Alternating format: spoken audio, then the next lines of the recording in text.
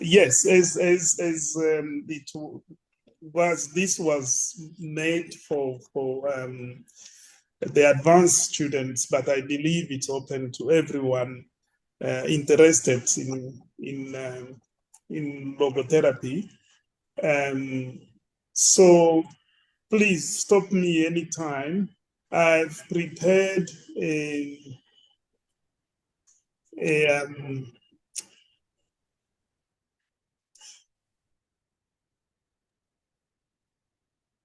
yeah, it's been a long time I used Zoom.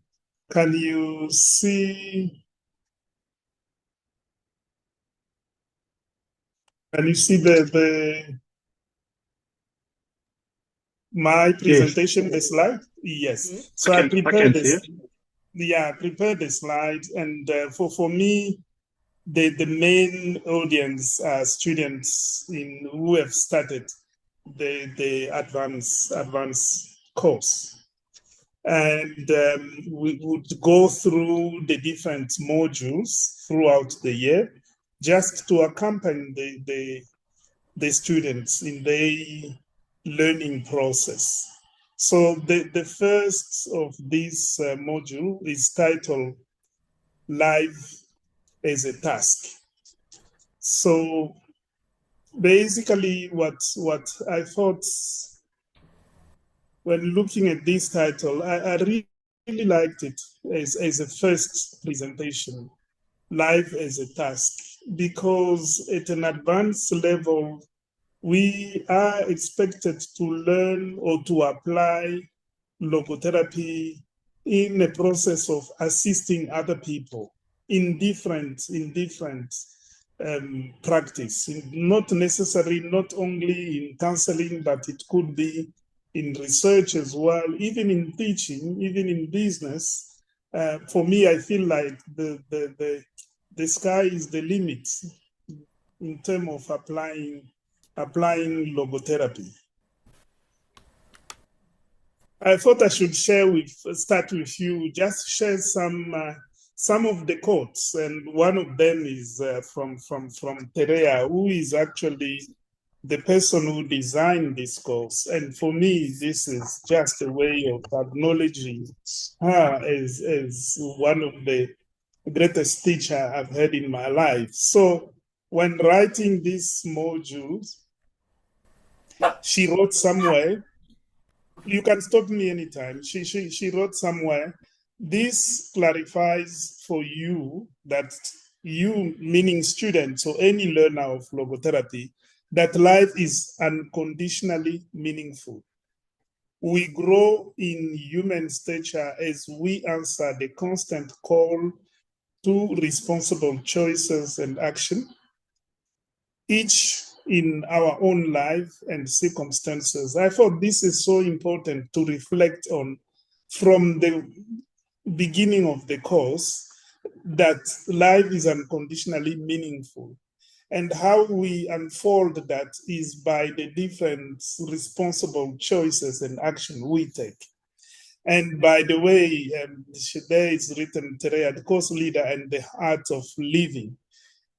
But then some years back, Frankl wrote, though education must equip men with the means to find meaning, instead, education often adds to the existential vacuum.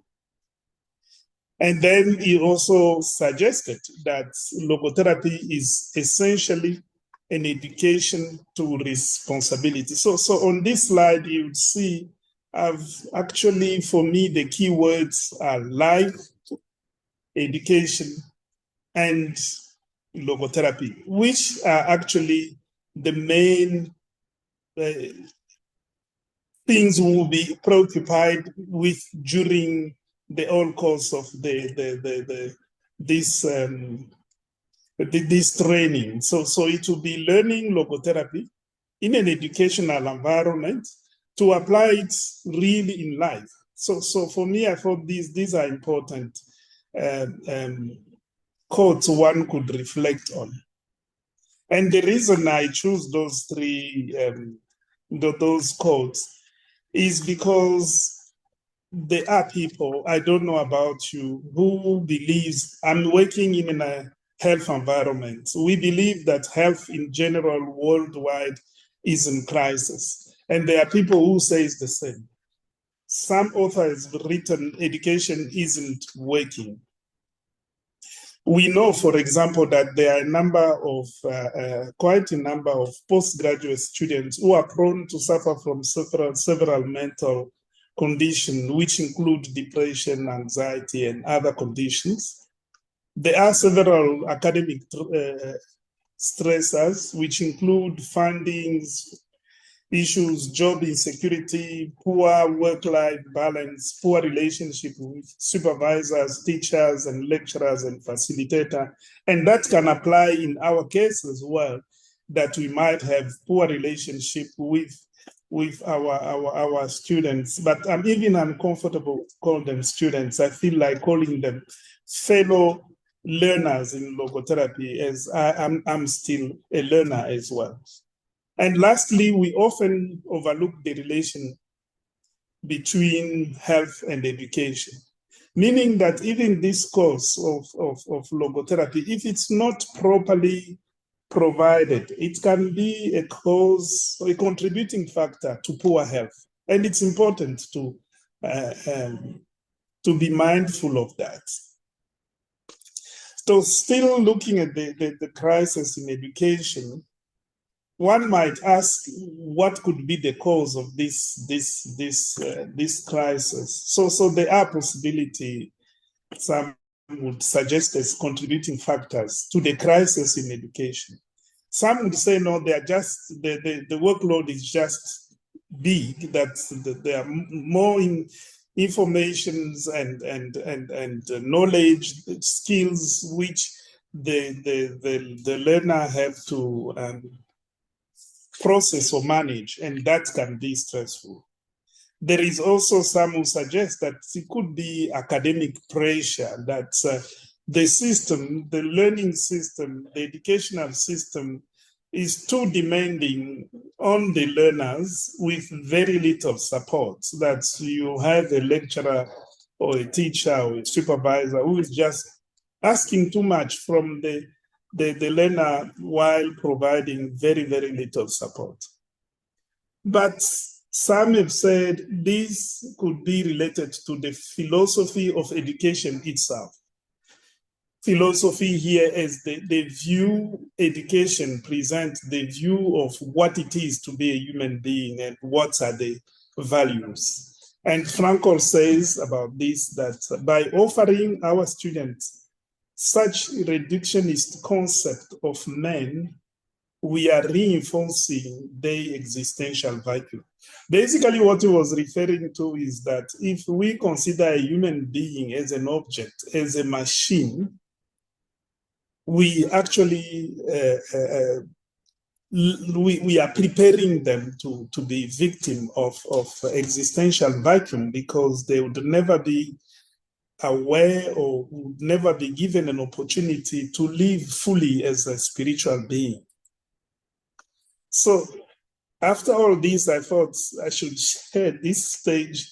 My aim, the aim of this talk or discussion is to provide a space where we could reflect on what is the logotherapy perspective or view of life as a task. And secondly, to invite students or learners or everyone interested in logotherapy to apply logotherapy in our life as a lifestyle in general and in our learning journey as well. This is so important as well, because through years what I've seen is sometimes we do not apply what we are learning, and with time that can become very frustrating. And that is also important that we also look at ourselves and say, what is our philosophy of being human being? And Tereya, as I said in this module, she says life is a task. So is that what we all believe in, or we have a different way of seeing things? So I thought I should share with you some philosophical worldview from especially the African environment.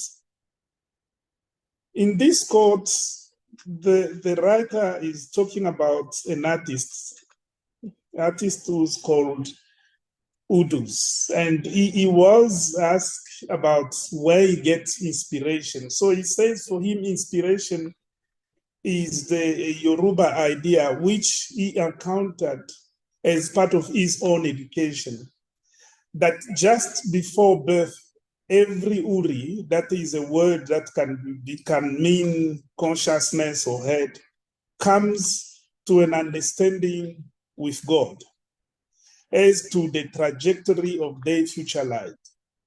With birth, the details of this agreement is erased from conscious thought and concealed in the interior of the mind within the inner head. And this is actually, for me, the most important statement, is that life is a struggle to recapture the original plan and bring it back to consciousness as a memory that can be worked toward achievement. So another writer proposed it. He said, in our village, everyone gets excited when they hear a woman has become pregnant. Everyone asks, why is this person being sent to us? Referring to the coming newborn who's still in the womb. Why is this person being sent to us at this time? What gifts will this person have that our community need? A special ritual is held to answer this question. I thought this can apply to us as well. As students, we are getting into the logotherapy community, and the question could be, what are your gifts?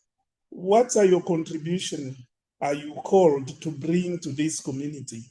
And even in a community, not necessarily logotherapy community, but a community as a whole at large, what are our gifts that we are bringing in our community? So that's an important question, because as we'll see later, relates to one of the concepts of logotherapy.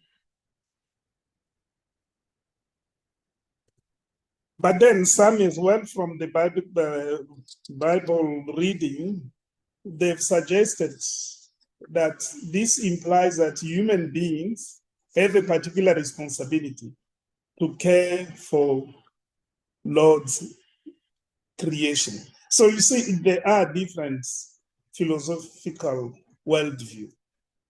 But now, what is the logotherapy worldview? Logotherapy proposes that we are spiritual beings, and as spiritual beings, we are characterized, and I'm sure these are things you are exposed, but we just need to see how do they apply to what we are going through along the course of the advanced course, and applying that this at that title, life as a task. So as a spiritual being, we are characterized by the freedom of will to meaning, and meaning of life. You'd see the meaning of life in a way, it refers to considering life as a task. And the will to meaning becomes a way we can unfold that task, because we need to discover what is our task in life. And for that purpose, we are equipped with spiritual capacities, which are self-transcendence, self-distancing, and intuitive knowledge. Intuitive knowledge, which is quite a particular way of knowing and learning, which is very important, and we need to apply it in our own life and in the way we relate with our clients or students or other people we are relating with, to treat them as spiritual beings and capable of knowing, not only by reasoning and experiencing, but also learning or knowing intuitively. And so applying those spiritual capacity would apply them to uncover the values we need to realize in order to fulfill our will to meaning. And these values, as you know them as well, are creative, experiential, and attitudinal values. So if we consider and we agree with Terea that life is a task, and if we agree with Frankl, who says as well that life is a string of unique situations, I thought that we could submit that life is about managing change through search for meaning, that each moment in our life, it's a unique moment. So we change from one situation to another, and in each situation, we have a specific calling, which we call the meaning of the moment. And that calling is fulfilled by realizing the different values, as we have mentioned. And these can be applied not only in psychotherapy, not only in counseling, as shown here, but it can also be applied in general in terms of leadership or managing or any environment where we are called to perform in one way or another. So I thought, as we are reflecting and thinking in terms of what are the tasks for our life, we could also look at, as students, especially those who are starting the course, because you'd be called to conduct a research. It would need you to choose where do you conduct this research or the workshop. Which kind of people are you going to work with? Even those who would like to apply logotherapy in counseling or psychotherapy, it will be still the same. You need to have some kind of choice of where do you apply that? And asking the question, are you responding to your calling? Are you doing this just for the sake of submitting assignment done? Or you are responding to your calling as a human being? So with this slide, I thought the possible area of application of logotherapy could be, of course, in healing or help, from psychotherapy to health prevention or health promotion. One can apply logotherapy, but I would just think it has to be something coming from one personal calling than something being imposed by someone. And that is so important, because if one does something because he is being imposed to do, there is a very high chance that the person would experience burnout or even frustration in the long run, because they are not addressing their own calling and attending to their own life as a task. So it can also be applied in counseling, and in counseling here it's in general in the community in different setup, be it in schools, in hospitals, at workplace, in whatever environment counseling can be applied. And one might not necessarily apply counseling, but could provide mentoring as well. It's another area of application of logotherapy, or in teaching or education as well. And just in terms of not necessarily dealing with pathology or illnesses, but facilitating development.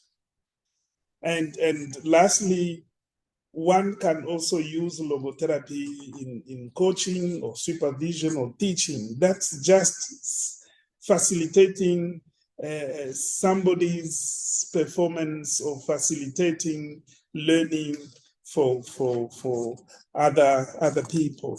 So I hope these could be some of the domain of application of logotherapy, but I believe is just vast. Because for me, logotherapy at the end of the day, it is a philosophy of life. So which means it has to be applied in every moment in our life. Not only inviting other people, asking them to find meaning, but we ourselves who are facilitating this process for other people should be also able to engage in process of finding meaning for ourselves. So to end, we come back to that title of the module, Life as a Task. The question would be, what is your calling in life? As a student or as a learner, as a therapist or a researcher, as a teacher or as a leader or a parent, or as anything you identify yourself with, your life is unconditionally meaningful. Therefore, you would have to find your calling and fulfill and respond to the task. I thought that's what I would share with you, not as a way of imposing my knowledge, but as a way of creating a space for reflecting on our process of learning logotherapy and applying it. Thank you. Yeah, I'm done. I don't know if you have questions or yeah. Thank you, Dr. Kanda.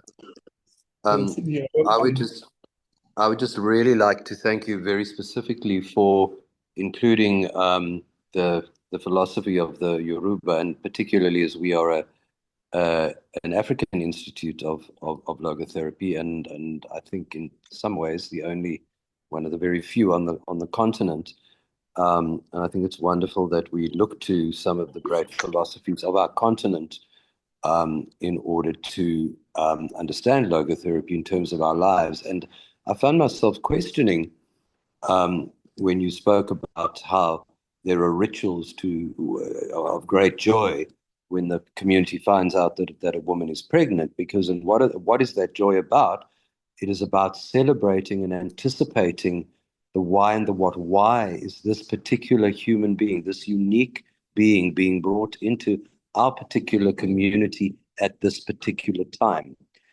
And that got me to thinking about, we have all these celebrations surrounding birth in the Western world. We celebrate, when we hear our friends are pregnant, it's congratulations, and we give the dad a cigar when the child is born, and we take him out and get him drunk, and we have baby showers, and we have christenings and baptisms, and what actually are we celebrating? And it struck me that it feels like sometimes we are celebrating merely the perpetuation of a family, or in the case of some people, the creation of a mini me who's going to continue my legacy in life. We're not ever celebrating really looking at what is this completely unique spiritual being who's being brought into the world.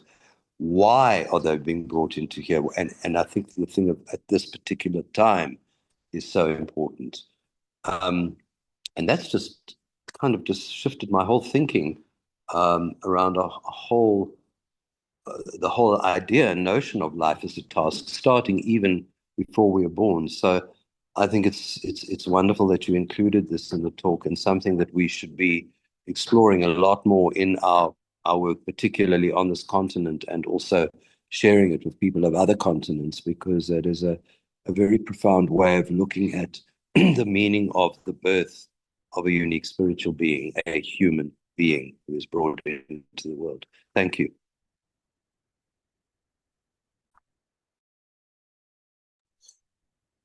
Thank you very much, Mark.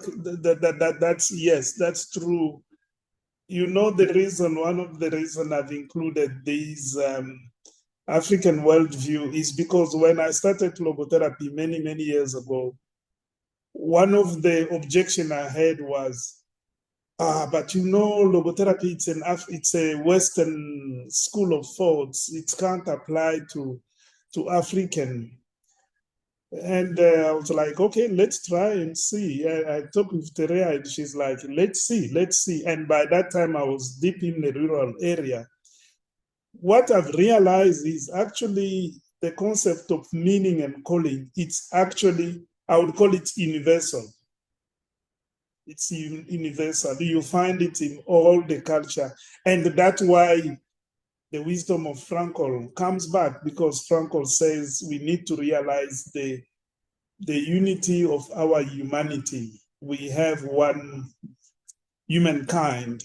So we might be different in the way we express things, but the fundamental existential principles stays the same. So yes, you are right.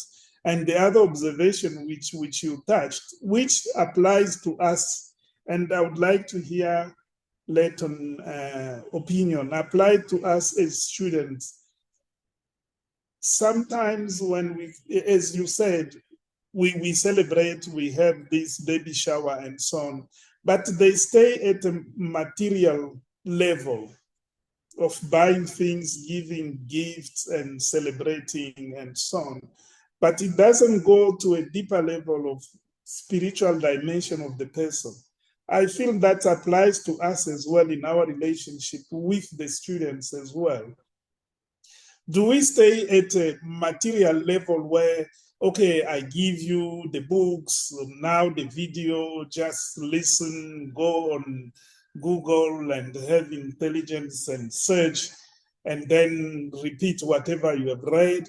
Or we go at a deeper level of spiritual being, that's where we should meet each other. And that's where the genius character of Terea is just it's beyond word, because the next module is about a counter. So today we are looking at what is our philosophy. How should I be approaching other people, approaching my supervisor or my facilitator, approaching my students? How do we approach each other? Do we stay superficial, or in terms of, okay, it becomes a transaction? You have assignment and you submit them on time and that's it, I give you a feedback? Or we really meet, and we'll talk about that in the next module. I'm sorry, sometimes I get carried away by this, but what you say, it's so important. Do we really stop to think this baby, it's a spiritual being?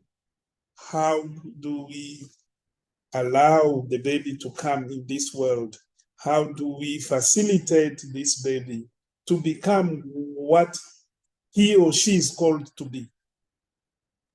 Yeah. Thank you. The other thing that struck me was the responsibility with which the community is then presented as well, in terms of that the story of the baby is born with all the knowledge, which is then covered, and the journey of life is to rediscover and reinterpret and bring that knowledge back into the world. And that presupposes that a responsibility is placed on the community who surrounds that child and welcomes it into the world to resupply that knowledge for the child through their own that journey that they're taking along that same road.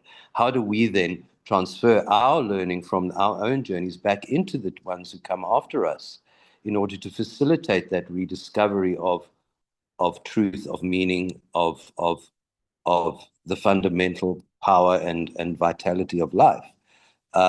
So it not only invites us to look at why we are welcoming the child into the world, but also what is our responsibility in terms of how that child is brought up. And very often, and I think this is where Frankl is very interesting on the subject of religion, and he goes, perhaps that sometimes children are perhaps brought up merely based on the dogma of a particular religion, but not necessarily looking at the spiritual whole of that child as a three-dimensional being.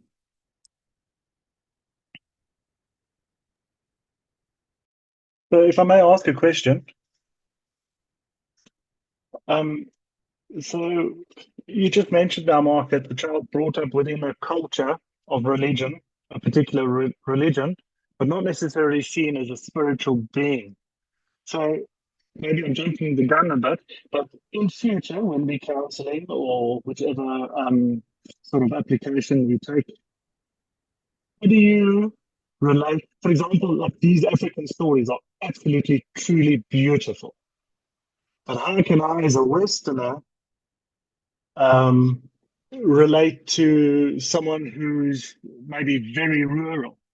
So do I have to be entirely passive and just accept their culture and their beliefs and reflect back on that?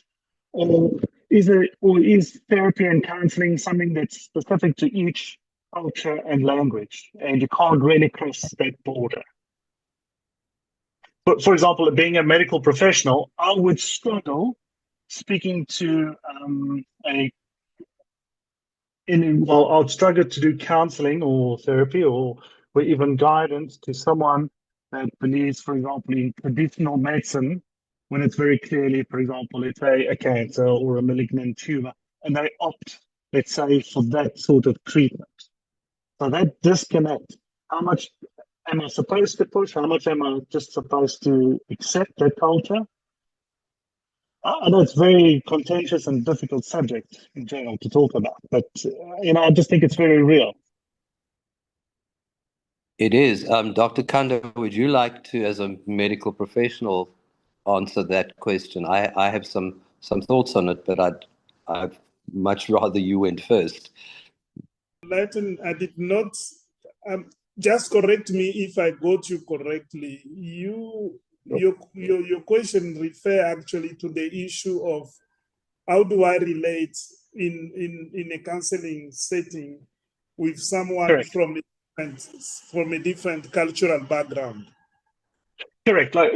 Because I think the cultural backgrounds can be so absolutely vast, particularly for us living in South Africa. And I mean, let's say I'm speaking to a patient that has, for example, a mesoblastoma of the mandible, and they go to a traditional healer, and I know that is incorrect. I know scientifically it's incorrect. How do you broach that in a matter that's not offensive, but also respectful of their culture? Yeah. Look, I was laughing because when you gave the example of someone consulting a traditional healer, but before you ask the question, I think Mark had mentioned Franco's perspective about religion. Correct. Religion, and then the divide to spirituality, Yeah. Where Franco says the religion has to be individualized, that one has to experience it personally, regardless of the cultural background. I'm totally aware that this is a very, very sensitive subject. But from my personal experience, what I've realized is that quite often we hurt other people in the name of them coming from different background. Sometimes it takes just listening. Listening to what? That is the question Tere would ask. Listening to what? Listening to the cue of the value of that person. And very often you'd realize that values are the same for everyone, but we express them and realize them differently. I don't know if it makes sense. So unless we have another presentation where I would actually tell you my experience of working with people consulting traditional healers or people having a traditional belief. Because if someone tells me as a doctor that, look, I strongly believe I've got HIV and AIDS because of as a result of being bewitched. I'm bewitched. This is why I have HIV and AIDS. I'm not a traditional healer. I cannot throw bones. I don't have any skills to say, yes, you are bewitched or not. But I can still meet this human being as a spiritual being and still ask the person, yes, you are bewitched. Yes, you have HIV and AIDS. But what are the responsible choices you are making right now in your life? That's what's the bottom line. What are your responsible choices and action I you get are it. That's a making? beautiful, respectful question. Yeah, absolutely. I get that. Yeah. So in a way, we call it de-reflection. I'm not going to start looking, oh no, this person is behaving or is believing wrong and so on. But it's just to listen. But I agree with you. I agree with you. It's a very sensitive subject. What we need definitely is to be sensitive about it and be honest ourselves. If we are not comfortable to deal with it, say it and say, listen, because of what you believe, I'm struggling, and maybe refer. Right. But this is why I believe throughout the course, we are definitely going to, we would have something like to talk about the limiting beliefs, but because beliefs can be empowering and disabling as well. I'm sorry, stop me. I'm tempted to also ask Robert, because I'm definitely, Robert has got a lot to say on these issues of religion and culture as well. It is very, very, very, very important that we listen to him as well. But Sure. Mark, I just want to say thank you, Dr. Kanda, that way that you put that, sort of respectively asking the person, what's the best decision they can take going forward. That in itself, I think, it was a very good reply. Thank you. Also, I just want to mention this is most certainly not only an African culture phenomenon. I mean, we have Jehovah's Witnesses, who won't accept blood products, and Mormons also. So I'm not just pointing out the African culture. It's also some European cultures that have it too. Yeah. But thank you very much, Dr. Kanda. Thank you. Mark, you wanted. Yes, Dr. Kanda, I wanted to say thank you. I think it would be a very good idea in light of what we've been talking about. And, it's going to be wonderful if you're going to keep introducing the African worldview into these talks as we go. And I think it would be great to have devote at least part of a session to this issue of dealing with cultural differences and values when in the logotherapeutic context. I'm going to be doing a talk in April on atheism and the unconscious God, which touches a little bit on this in relation to differing views on a belief in a God or not, and how one that approaches that in the logotherapeutic context. It's a fascinating subject, and one that Frankl has some views on, which I battle a little bit with, as do some other logotherapists I've come across. So I don't want to take up time with that now, but it's I think there are so many, because logotherapy is such a value-based philosophy and therapy, if we want to call it that. Although I had a long message from Teria telling me today that we must stop thinking of logotherapy so much as a therapy, but as a way of life, as we are talking about tonight. Okay. But if it is a way of life, then obviously what we're dealing with is worldviews all the time. That's what we're dealing with, worldviews and values. And how do we reconcile values that appear to be vastly differing in order to bring us back to what you spoke about earlier, our common humanity, which Frankl has so beautifully presented to us. So yeah, these subjects are huge and complex, but they are wonderfully meaningful to explore. I think what will be great is, as we go through this series, I think we're going to find lots of issues like this coming up that we can say, oh, this will be something that would be great to incorporate in a session or to add possibly another session. I think that's the beauty of these opportunities. Fantastic. One thing, Mark, will we be able to see your presentation? Atheism and the Unconscious God. It sounds fascinating. Yes, it's on. I think it's the April training session. I don't think we've April training session. Okay. sent out the new the updated calendar yet, but it'll go out in the next few days. It's the Thursday in April. Yeah. Actually, I think Pan did send it. I think it might actually be my calendar. So I thought it was something separate from our training. Awesome. Thanks. Okay. Thanks. Oh, there we go. April 23rd. Thanks, Pan. Yeah, thank you very much. I'm seeing Dr. Mandu will join us as well. But thank you, Mark, for that remark. Yes, it is. Logotherapy is a lifestyle and it's value based. But you see, the tricky things with values, they are cultural. And generally, we say culture is the lens through which we see things.